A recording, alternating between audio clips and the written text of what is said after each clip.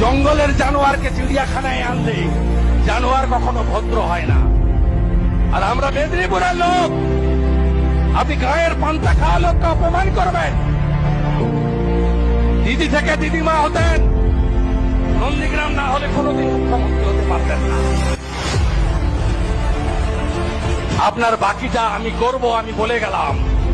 আমার নেতা নরেন্দ্র মোদী, আমার আশীর্বাদক অভিভাবক অমিত শাহ, আমি যদি তাদের শিষ্য হয়ে থাকি, সিপিএম এর সূর্য মধ্য গগনে আমি লক্ষণ বাবুকে হারিয়েছি 1,73,000 ভোটে।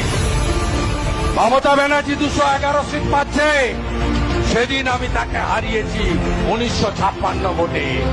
আমি আপনাকে প্রাক্তন করব বলে গেলাম, কেষ্টকে বলেছিলাম কেষ্ট ভিতরে গেছে, বালুকে বলেছিলাম বালু ভিতরে গেছে, শাহজাহান বলেছিল আমার ছাল চামড়া তুলবে, ওর ছাল চামড়া আমরা তুলে নিয়েছি, জেলের ভিতরে গেছে। আজকে বলে গেলাম কুমার জানার মাটিতে দাঁড়িয়ে, বিরাজ বাবুর মাটিতে দাঁড়িয়ে